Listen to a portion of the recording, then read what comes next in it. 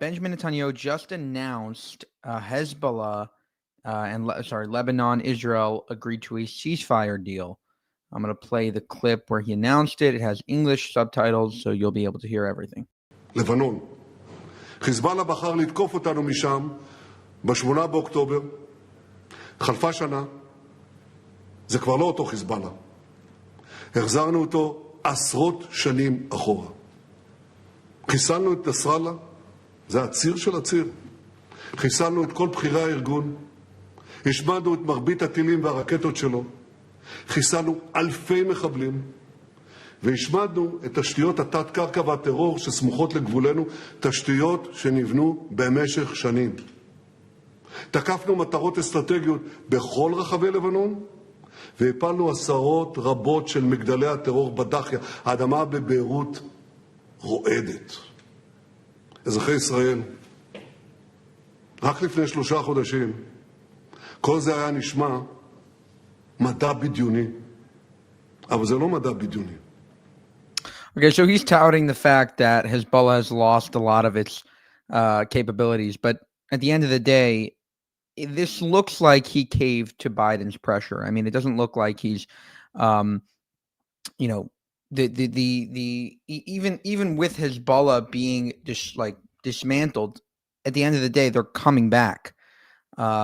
Everything is sort of for naught because in a few years they'll be back to where they were. We're going to give it to the UN. He's saying we're going to sort of let an international organization deal with it. That's just going to end up in the terrorists' hands, and the cycle's going to repeat itself. This is just another example of Israel not being allowed to finish the war. עשינו את זה. ואני מבקש לומר לכם, בכל רגע נתון של ניהול המערכה הזאת, אני מסתכל על כל החזיתות במקביל. כך נהגתי כשהחלטתי בתחילת המלחמה להתמקד בעזה ולא לפתוח חזית שנייה רחבה בלבנון. כך נהגתי לפני חודשים אחדים כשבשלו התנאים לפנות צפונה, ואז החלטנו להתמקד בחיזבאללה. כך נהגתי בעקבות מתקפת הטילים מאיראן, כשבחרנו בקפידה את עיתוי התגובה ואת אופי התגובה. וכך אני נוהג גם היום. אני מסתכל על כל החזיתות במקביל, אני רואה את התמונה הכוללת, ואני נחוש לתת לחיילים שלנו, לחיילים הגיבורים שלנו, את מלוא האמצעים לשמור על חייהם ולהביא לנו את הניצחון. ולכן אזרחי ישראל, הערב אביא לאישור הקבינט. משך הפסקת האש תלוי במה שהתרחש מלאה עם ארצות הברית. אנחנו שומרים על חופש פעולה צבאי מלא. אם חיזבאללה יפר את ההסכם וינסה להתחמש, אנחנו נתקוף. אם הוא ינסה לחדש תשתיות טרור בסמוך לגבול, אנחנו נתקוף. אם הוא ישגר רקטה, אם הוא יחפור מנהרה, אם הוא יכניס משאית עם טילים, אנחנו נתקוף. This is common rhetoric. He tries to say, oh, if anything happens, we're going to go in. Well, why would you want to have to deal with that again? Continuously giving in to not being able to win a war, caving to Biden. I mean, Biden is right now doing victory laps. He's like, oh, look what I did. I was able to negotiate this unbelievable ceasefire deal. I think he should have at least held out until Trump came in and would have given him more leisure, a bigger rope. Perhaps he is going to wait. He's just going to do this sort of ceasefire deal and then, rearm and go in again, wait for Trump. But it could be Biden gave him an ultimatum. And so whatever. I just don't think that this is the right decision at this point, especially when they're so degraded and Israel has achieved so much success with that. And at this point, the world, however much they want to scream and cry, the world, essentially, a lot of them have given up. You've gotten to the point where, okay, Israel was pressured. Everyone said that Israel's evil, all this other stuff. We've been slandered all over the place. And now you're going to stop? Doesn't make so much sense, if you've held out this long. כן, אני שומע את הטענה, שאם ניכנס להפסקת אש, לא נוכל לתקוף ולא נוכל לחדש את המלחמה. אני מזכיר לכם, זה בדיוק מה שאמרו לי, אבל בדיוק. כשעשינו את הפסקת האש בעזה לצורך שחרור חטופינו. אמרו שלא נחזור להילחם, חזרנו גם חזרנו להילחם, ובגדול. אומרים לי, טוב, חיזבאללה יישב בשקט שנה, שנתיים, הוא יתעצם, ואחר כך הוא יתקוף אותנו. אבל חיזבאללה יפר את הפסקת האש לא רק אם הוא יירה עלינו, הוא יפר את ההסכם גם כשהוא ינסה להתחמש כדי לירות עלינו בעתיד. על כל הפרה שלו נגיב בעוצמה. אני יודע שיש כאלה שלא מאמינים שנעשה זאת, אבל רבים גם לא האמינו. לא האמינו שניכנס קרקעית לרצועת עזה, ונכנסנו. לא האמינו שניכנס לשיפה ולח'אן יונס, ונכנסנו. לא האמינו שמול הלחצים הבינלאומיים הכבירים ניכנס לרפיח ולפילדלפי. ולא רק שנכנסנו, תקפנו. ועוד איך תקפנו. היו גם רבים שלא האמינו שנתקוף בלבנון, וגם שם תקפנו. תקפנו בעוצמה ובתחכום שהפתיעו את העולם כולו. אז אחרי כל זה, אולי כדאי להתחיל להאמין. להאמין בנחישות שלנו, בדרך שלנו, במחויבות שלנו לניצחון. אז למה לעשות הפסקת אש עכשיו? יש 3 סיבות עיקריות. סיבה ראשונה, התמקדות באיום האיראני, ולא ארחיב על כך. סיבה שנייה, רענון כוחות וחידוש מלאים. ואני אומר לכם בגלוי, כי זה לא סוד. היו עיכובים גדולים בהספקת נשק וחימושים. והעיכוב הזה עומד להשתחרר בקרוב. נצטייד באמצעי לחימה מתקדמים שישמרו על חיי חיילינו ויתנו לנו כוח מחץ נוסף להשלים את משימותינו. וסיבה שלישית להפסקת אש, ניתוק הזירה ובידוד החמאס. מהיום השני של המלחמה, I guess he has a point there, because at the end of the day, Hezbollah did say, and Lebanon did say, that they were going to go until the ceasefire in Gaza. And there is no ceasefire in Gaza, and yet you're able to achieve a ceasefire in Lebanon and Hezbollah. So, again, the way he's saying it now seems like he's sort of on the fence and he's going to go back in. I don't know if it's so smart to sort of say that, out loud. Be like, okay, yeah, we're doing the ceasefire deal, but we're going in a few months again, or we're going in once Trump gets back into office, which very well could be the case. I don't know if you should lay it out. I think it sort of looks a little bit two-sided. We'll have to see what happens, but he doesn't seem like this is going to be a full-on ceasefire, which is, at least a little bit hopeful. I mean, he is going to have to cater it to the right side of the party, because you have the Ben-Gvirs of the world, you have the Bezalel Smotriches of the world, and those people don't want him to do a ceasefire. החמאס בנה על חיזבאללה שילחם לצידו, וכשחיזבאללה מחוץ לתמונה, החמאס נותר לבד במערכה. הלחץ שלנו עליו יגבר, וזה יסייע למשימה הקדושה של שחרור חטופינו. אזרחי ישראל, בשנה האחרונה הפכנו את הקערה על פיה. הותקפנו ב7 חזיתות והשבנו מלחמה שערה. אנחנו משנים את פני המזרח התיכון. את כל זה אנחנו עושים בזכות החיילים הגיבורים שלנו, בזכות העמידה האיתנה שלכם, ובזכות הניהול התקיף והמושכל של המלחמה. אמרתי פעמים רבות, הסכם טוב זה הסכם שאוכפים אותו, ואנחנו נאכוף אותו. בעזרת השם נבסס את הביטחון, נפריח את הצפון, ונמשיך יחד עד הניצחון. That last point is important because, again, there are tons of Israelis that are outside of their homes in the northern Israel, and getting them back is of utmost priority. Biden had a little bit of a reaction earlier today. I think there's a video, but he did say, he tweeted out an hour ago, "Today I have good news to report from the Middle East. I've spoken to the prime ministers of Lebanon and Israel, and I am pleased to announce they have accepted the United States proposal to end the devastating conflict between Israel and Hezbollah." I think that there was a video.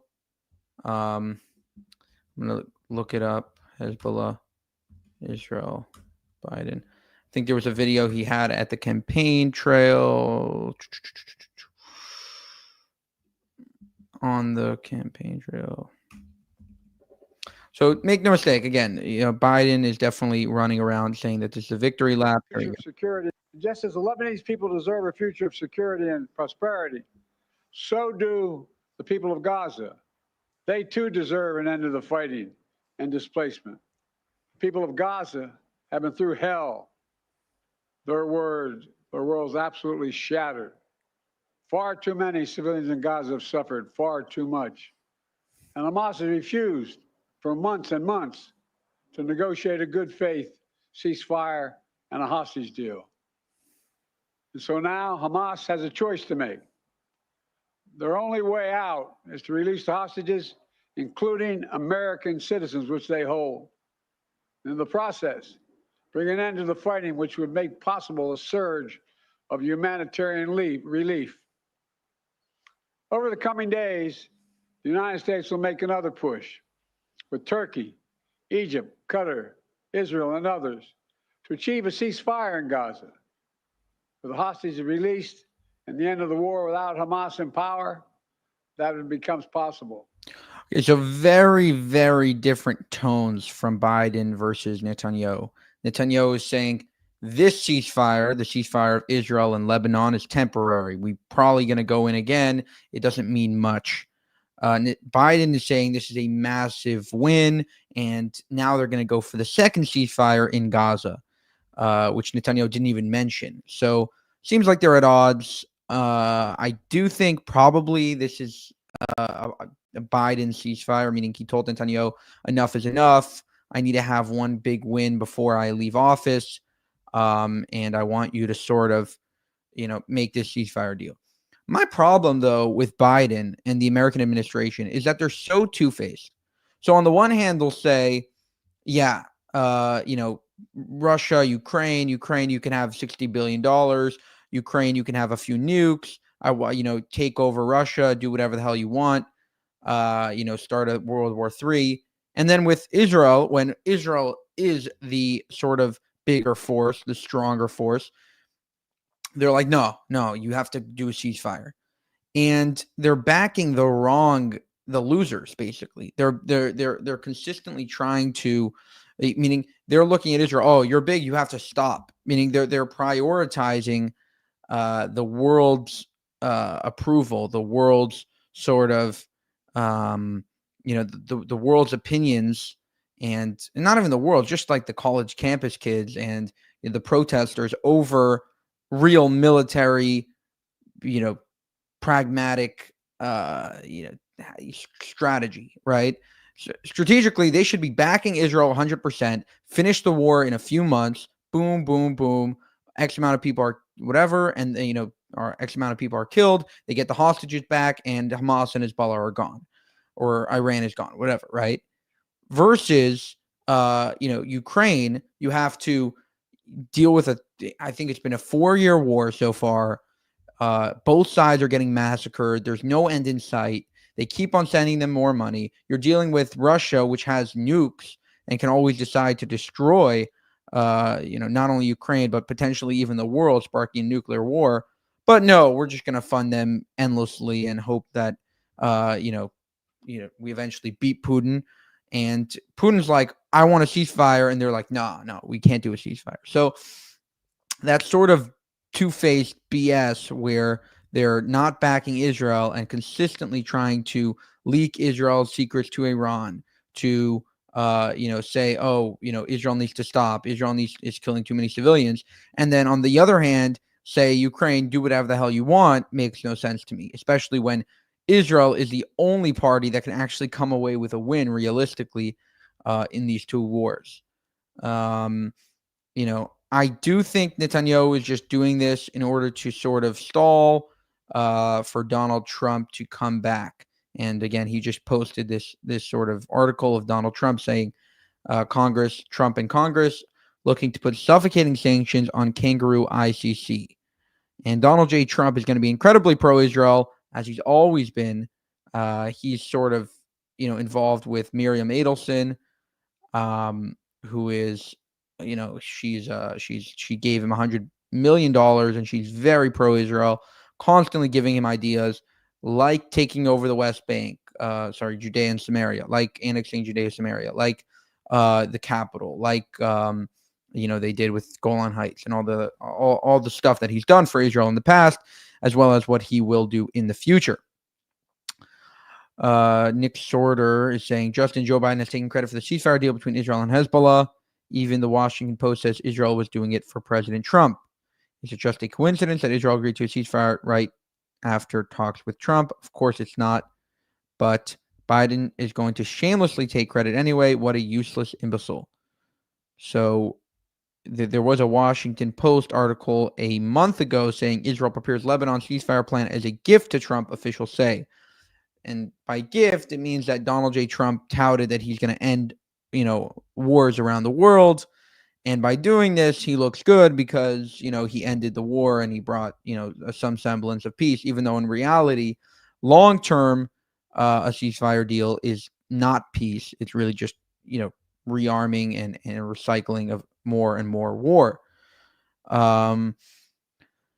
Again, he's saying it's ending the devastating conflict. He's alluding to that he's going to end Gaza as well, which I highly doubt, because Netanyahu didn't even mention it in his ceasefire announcement. So just to conclude, ceasefire between Israel, Lebanon, so basically Israel, Hezbollah, and Hezbollah is going to, I think that they're going to pull back from the Litani River. I'm going to look up the terms, but I think that that's it. And I'm not sure if they released the terms yet. But it seems like they'll probably go back to the Litani River. Israel will stop bombing and, basically wait out until Trump gets into office.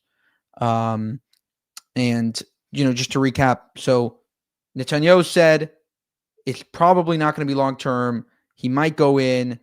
He could easily return. If they do anything, he's going back in. Meaning the Israel-Lebanon ceasefire is not, totally concrete. And then Biden said it's amazing, it's done, it's finished, it's over, and now we're going to move on to stopping the war in Gaza, which is, again, seems like they're at odds, seems like they're not really on the same page there. And Biden is sort of in a fantasy world where everyone is going to be happy and peaceful, and you can deal with terrorists the same way that you can deal with a regular country.